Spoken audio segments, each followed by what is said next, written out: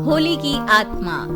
बचपन से शहर में रहने वाला मनोज इस साल होली की छुट्टियों में अपने गांव दुर्गापुर वापस आता है, जहां उसे देख पूरा गांव खुशी से झूम उठता है। जब गया था तब इतना सा था और अब देखो कितना बड़ा हो गया है। हाँ सरपंच जी, जब मैं गया था तब आप भी बहुत जवान थे और अब देखो कितने बूढ़े हो गए हैं आप। चलो चलो, बढ़िया है, बच्चा घर वापस आ गया। इसी खुशी में आज रात पार्टी होगी। क्या बात है, गांव में भी पार्टियां होने लगी।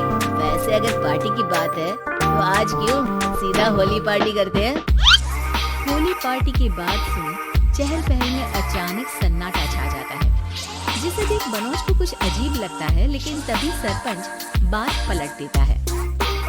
बहुत देर हो गई, चलो सब अपने घर चलो, पार्टी के बारे में कल सोचेंगे।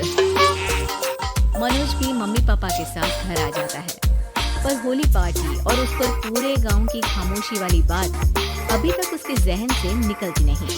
पापा, होली पार्टी की बात पर सब चुप क्यों हो गए थे? अरे होगी उनकी कोई अपनी बात, मुझे गांव की पंचायत ही पूरी पता है। चलो सो जाते हैं, कल बात करते हैं। पापा की बात मानते हुए मनोज भी सोने चला जाता है। आज तो छुपा लिया, लेकिन हफ्ते बाद जब होली का दिन आएगा तब इसे कैसे रोकोगी? अगली सुबह सूरज के साथ ही मनोज भी गांव घूमने निकल जाता है, जिस पर रास्ते में उसे अपनी ही उम्र के कुछ लड़के भी मिलते हैं, जिनसे दोस्ती कर अब वो उनके साथ घूमने लगता है। इसी तरह कुछ दिन बीत जाते हैं और होली नजदीक आने लगती है। दोस्तों, होली में 4 दिन बचे हैं और गाँव की कोई तैयारियां क्यों नहीं दिख रही? क्योंकि यहाँ होली नहीं मनाई जाती। पर ऐसा क्यों? वो राजा भूषण, अरे तुम 4 दिन के लिए आए हो, क्या इतना सोच रहे हो? चलो कुछ खाने चलते हैं। इसी के साथ एक बार फिर होली की बात को टलते हुए देख मनोज को शक होने लगता है।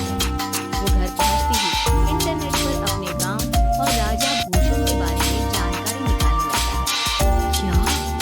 मुझे आज तक क्यों नहीं पता था? ऐसा कैसे? किसी ने मुझे कुछ बताया क्यों नहीं? सारी जानकारी लेने के बाद मनोज गांव वालों या अपने मम्मी पापा से कुछ पूछे बिना खुद ही उसकी सच्चाई के बारे में छानबीन करने लगता है, जिसके चलते वो राजा भूषण की हवेली में पहुंचता है। वाओ, क्या हवेली है यार। पर क्या यहाँ सच में कोई भूत है? हेलो भूत जी, कोई है क्या? हम इस साल गांव में होली सेलिब्रेट कर रहे हैं, क्या आप उस पर थोड़ा इंटरव्यू देंगे? मनोज के ऐसा बोलते ही गांव में तूफान उठ जाता है और हवेली में रखी सारी चीजें हिलने लगती है। एक अदृश्य शक्ति मनोज को धक्का देकर हवेली से बाहर निकाल दरवाजा बंद कर लेती है। ये सब देख मनोज हैरान रह जाता है। क्या अभी मुझे हवा ने धक्का देकर बाहर निकाल दिया? मेरे होते हुए इस गांव में कभी होली नहीं बन सकती, इसलिए दोबारा ऐसी कोशिश भी मत करना, अंजाम बुरा होगा। आवाज सुन मनोज हैरानी से इधर उधर देखने लगता है, पर उसे कोई दिखाई नहीं देता। वो गांव वापस आ जाता है, जहां तूफान की वजह से सब कुछ तहस महस हो चुका होता है। आखिर ये तूफान आया कैसे? ना ऐसा कोई मौसम था और ना ही हमने होली का त्योहार मनाने की बात की थी। सरपंच की बात पर कोई रिएक्शन दिए बिना मनोज चुपचाप अपने घर चला जाता है। इस तरह देखते ही देखते होली का दिन भी आ जाता है और मनोज रंग लेकर गांव में निकल जाता है, लेकिन गांव पूरी तरह खाली होता है। अरे त्योहार का दिन है, धूमधाम की जगह मातम क्यों मनाया हुआ है? मनोज की आवाज सुन सब अपने घर की खिड़कियां खोल के घर के अंदर से ही उसे वापस जाने के लिए कहने लगते हैं, पर वो किसी की नहीं सुनता। मुझे पहले भी समझाया था, अगर होली खेलने की कोशिश भी की तो अच्छा नहीं होगा। अरे बात मान लो बेटा, तुम्हें सच नहीं पता। मुझे सब पता है, सालों पहले इस राजा ने एक अंधविश्वास फैलाया और आप लोग आज तक उसे मानते आ रहे हो। अरे बेटा, जब तुम पैदा भी नहीं हुए थे उससे भी बहुत पहले से इस गांव पर होली का श्राप है। अगर गांव में होली का त्योहार मनाया जाता है तो प्रलय आना पक्की बात होती है।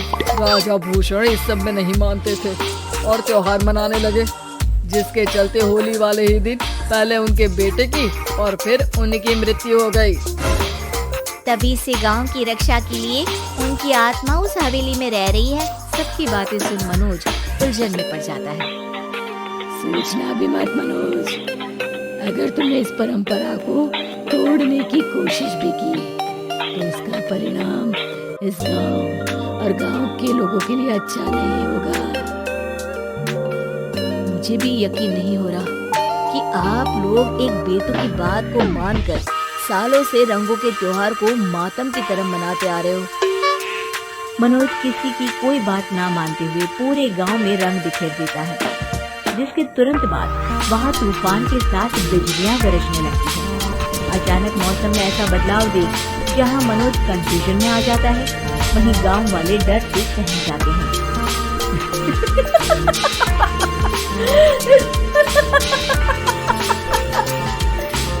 इस लड़के ने हमारे जैसे सिर्फ अपने स्वार्थ के लिए नहीं बल्कि पूरे गांव की खुशी के लिए यहाँ होली मनाई है, जिस वजह से अब इस गांव पर होली का श्राप टूटता है। ऐसा बोलकर राजा का भूत वहाँ से गायब हो जाता है, जिसके बाद गांव के लोग धूमधाम से होली मनाते हैं।